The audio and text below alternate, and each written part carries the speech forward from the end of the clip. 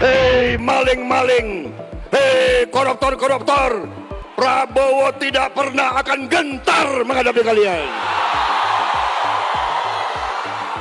Gue yakin lu semua bosen denger Pak Prabowo teriak-teriak soal pemberantasan korupsi. Obral janji bakal ngejar para pelaku korupsi dan masih banyak lagi. Gue juga yakin lu semua pasti udah bosen dengerin berita korupsi di Indonesia ini. Hampir tiap bulan, bahkan tiap minggu pasti ada aja kasusnya coy. Mulai dari level yang paling bawah sampai ke level nasional semuanya merata. Dan jujur gak cuma lu doang yang bosen. Gue juga bosen dengerin itu semua Pak. Nah tapi walaupun gue bosen, gue masih sempetin buat nyari tahu nih, kira-kira separah apa korupsi di Indonesia? Emang bener semengerikan itu? Emang bener sebrutal itu? Dan setelah gue kumpulin data-datanya, ternyata pertanyaannya bukan lagi kenapa korupsi masih terjadi Pak, tapi udah sampai ke level apakah sistem negara ini emang sengaja didesain buat para koruptor? Apakah sistem di negara ini emang sengaja dibuat demi kenyamanan para koruptor? So nggak usah kelamaan, di sini kita bakal ngomongin korupsi dari data-data yang mungkin nggak banyak diomongin di channel lain. Kita bakal cari tahu bareng-bareng seberapa mengerikan praktik korupsi di negara Indonesia kesayangan lo semua. Simak videonya sampai habis, subscribe dulu biar gue bisa ngalahin subscribernya Coach Justin. Dan di akhir video nanti coba tulis pendapat lo di kolom komentar. Apalagi kau bela-bela anting-anting.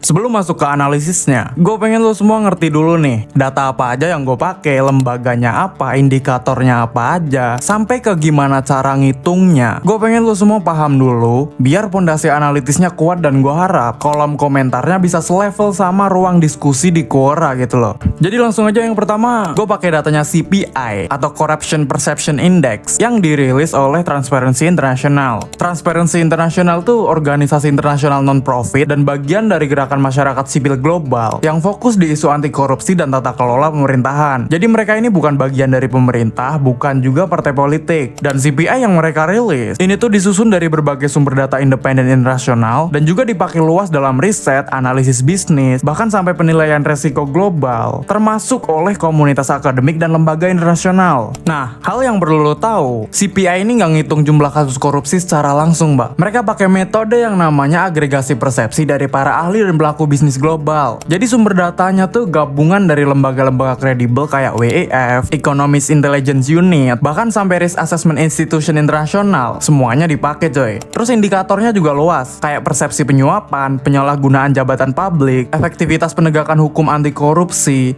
sampai ke transparansi kebijakan pemerintah, semuanya diperhitungkan. Jadi pendekatan CPI ini lebih ke persepsi integritas institusi publik dan tujuannya buat ngukur seberapa dipercaya negara tersebut oleh komunitas global khususnya soal korupsi coy. Kemudian data yang kedua gue pakai Public Integrity Indicator yang dirilis oleh OECD coy. Nah buat lo yang masih asing sama OECD, OECD itu organisasi internasional yang isinya negara-negara dengan fokus ke kebijakan publik, ke ekonomi, bahkan sampai ke governance. Tujuannya luas banget, kayak bantu negara bikin kebijakan ekonomi, bantuin bikin regulasi, sampai ke bantuin institusi negara biar lebih efektif. Ya banyak lah. Jadi OECD ini kayak klub policy global yang rekomendasinya sering banget jadi standar internasional gitu loh. Nah, dalam laporan Public Integrity Indicators, OECD nggak pakai persepsi kayak CPI tadi coy. Mereka ini lebih ke ngelihat desain sistem dari negara-negara yang ditelitinya. Mereka analisis regulasinya, koordinasi antar lembaganya, sampai ke implementasi kebijakan anti korupsinya, semuanya dianalisis. Indikator yang dipakai juga nggak kalah banyak, kayak manajemen konflik kepentingan pejabat, perlindungan whistleblower, integritas pengadaan barang dan jasa, deklarasi aset dan kepentingan pejabat publik, sampai ke koordinasi penegakan hukum, semuanya dikombinasiin buat ngeliat apakah negara ini korup atau enggak. Jadi pendekatan OECD ini lebih ke arsitektur institusi dan regulasi negaranya.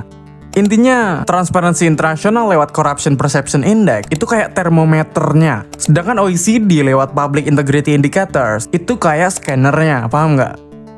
Nah sekarang kita udah sepakat nih soal data apa yang kita pakai, cara bacanya gimana. Pertanyaannya tinggal satu, kalau dipakai buat ngukur Indonesia, hasilnya bakal gimana? Nah buat ngelihat hasilnya, kita langsung masuk ke angka-angkanya nih. Di laporan CPI 2025, Indonesia itu cuma dapat skor 34 dari 100 coy. Di sini makin rendah angkanya, artinya negara tersebut semakin korup. Dan dengan angka 34/100 ini, Indonesia masuk dalam kategori negara dengan masalah korupsi yang serius. Satu level sama negara-negara yang institusinya lemah dan tata kelolanya rapuh coy. Jadi kalau Indonesia mentok di angka 34, itu artinya kita bukan cuma kalah dari negara maju, tapi juga kalah dari banyak negara berkembang lain yang reformasinya lebih agresif. Jangan ngomongin Singapura, Malaysia deh, sama Timor Leste aja kita kalah, coba lo bayangin. Dan kalau kita bedah metodologinya, CPI ini pakai 13 sumber data independen dari lembaga internasional. Tujuannya kayak yang udah gue bilang tadi, buat ngukur persepsi penyuapan, penyalahgunaan jabatan, transparansi kebijakan, bahkan sampai efektivitas penegakan hukumnya. Jadi skor Indonesia yang rendah itu bukan cuma karena banyak kasus korupsinya, tapi juga karena komunitas bisnis dan analis global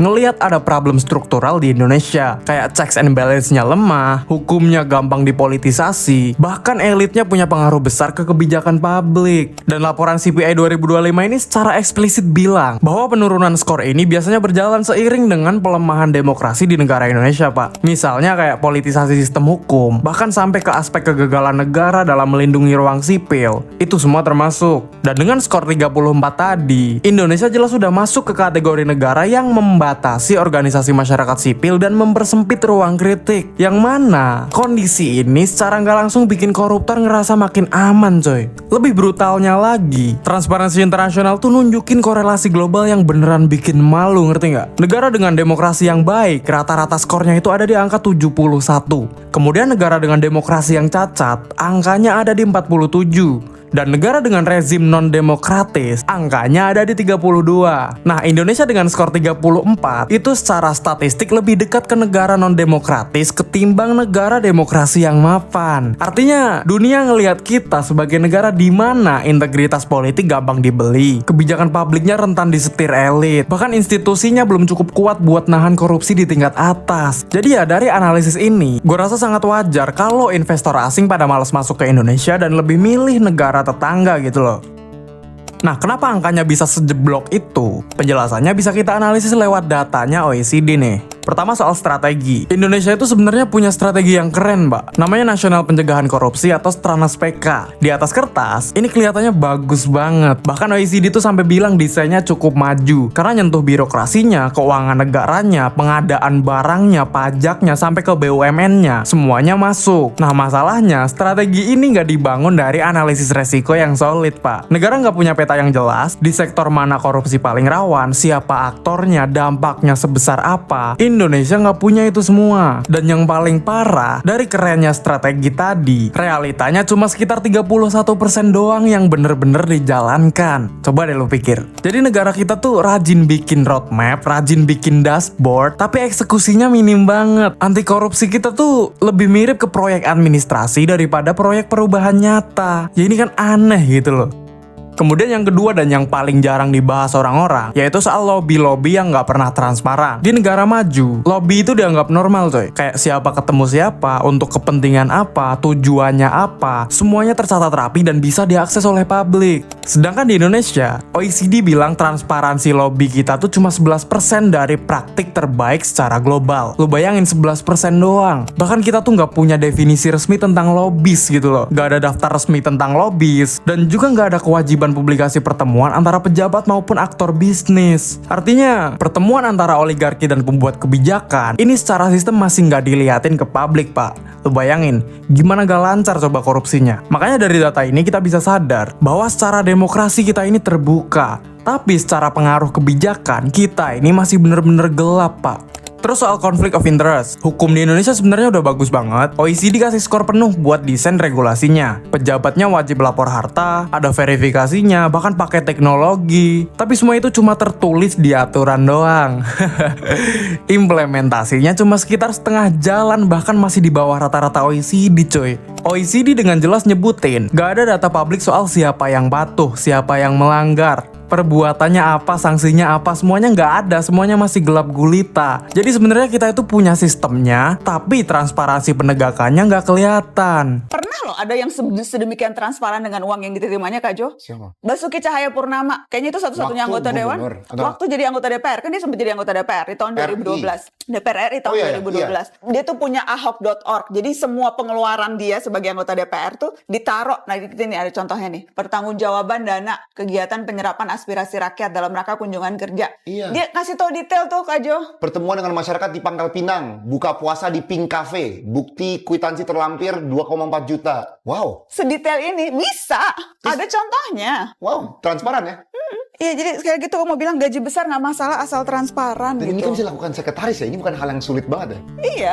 Nah, kemudian soal pendanaan politik nih. Menurut OECD, regulasi political finance di Indonesia ini udah bagus dan ketat. Kayak pendanaan dari asing ke partai dilarang, pendanaan dari anonim dilarang, dari BUMN pun juga dilarang. Di atas kertas kelihatannya bagus, Pak. Tapi masalahnya, nggak ada batas belanja kampanye buat partai dan pihak ketiga. Jadi walaupun pendanaannya dibatasi, pengeluarannya bisa jadi liar dan nggak beraturan. Makanya jangan heran kalau ongkos politik di sini tuh makin lama makin mahal gitu loh. Dan transparansi laporan keuangan partai juga masih nggak jelas. Bahkan cenderung susah banget buat diakses oleh publik. Gue yakin 90% yang nonton ini juga nggak pernah nyoba akses publikasi laporan keuangannya partai ya kan? Ya karena emang faktanya masih susah ditemuin gitu loh. Kemudian yang terakhir ada transparansi informasi publik. Di aspek ini, walaupun aturan dan praktiknya seimbang di angka 56 dan 58%, angka ini pun masih di bawah rata-rata OECD coy. Rata-rata OECD itu di angka 66 dan 62%. Jadi buat lo yang belum tahu, Indonesia ini punya undang-undang keterbukaan informasi, bahkan punya yang namanya Satu Data Indonesia coy. Secara hukum, jelas kita ini bukan negara tertutup. Tapi dari angka yang di bawah rata-rata OECD tadi, bisa dibilang transparansi kita tuh masih setengah mateng. Publik bisa lihat hasil kebijakan kayak anggaran, undang-undang, bahkan sampai ke regulasi. Tapi yang sering kejadian justru kita ini ditinggal di tengah jalan dan gak bisa lihat prosesnya, Pak. Belum lagi kalau kita ngomongin agenda menteri yang jarang banget dibuka ke publik, rapat pemerintah kurang transparan, dan kita tuh gak punya database hukum yang terintegrasi. Jadi kita tahu nih apa yang mau diputusin, tapi kita nggak tahu siapa yang mendorong keputusan itu. Bahkan kita nggak tahu lewat proses apa keputusan itu dibuat. So, kalau semua data OECD digabung, polanya kelihatan banget. Indonesia ini negara yang rajin bikin aturan, tapi lemah di praktiknya, lemah di eksekusinya, bahkan di transparansinya, Pak. Ya jujur ini masuk akal banget kalau kita lihat isu-isu korupsi di Indonesia. Bisa gue bilang angka-angka tadi tuh termasuk akurat gitu loh. Dan dari semua masalah yang ada di sistem anti korupsi kita, ada satu titik krusial yang kalau ini nggak dibenerin, korupsi bakal selalu ngenakin pelakunya, Pak. Udah jelas nggak lain dan nggak bukan undang-undang perampasan aset.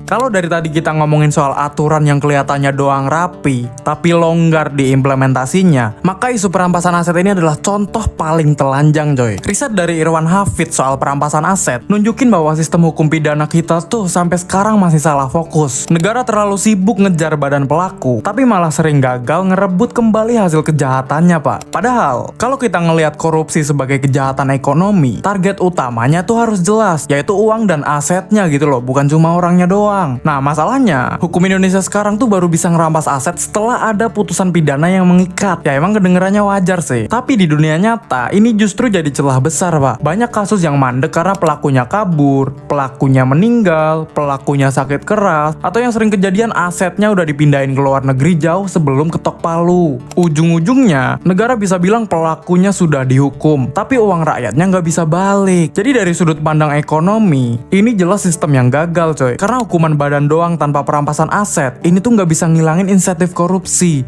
Mereka tetap untung, mereka tetap bisa hidup gitu loh. Di riset ini juga bilang bahwa tanpa undang-undang perampasan aset yang berdiri sendiri, negara ini bakal selalu kalah cepat dari para koruptor, Pak. Maksudnya gini, secara rasional, korupsi itu masih masuk akal buat dilakuin karena resiko kehilangan asetnya jauh lebih kecil dibanding potensi keuntungannya. Makanya, pengesahan RUU perampasan aset ini bukan sekedar tambahan pasal hukum doang, tapi alat buat membalikkan logika permainan. Dari sistem yang ramah koruptor jadi sistem yang bikin korupsi itu nggak worth it buat dilakuin secara ekonomi, paham nggak? Dan selama itu belum terjadi, sekeras apapun pidatonya Pak Prabowo, korupsi bakal terus dianggap resiko bisnis yang menguntungkan, bukan kejahatan yang bener-bener serius dan menakutkan. Makanya nih, gue sampai detik ini beneran nggak paham coy, kenapa RUU ini lama banget prosesnya? Kayak rame dikit hilang, rame dikit langsung dikasih pengalihan isu.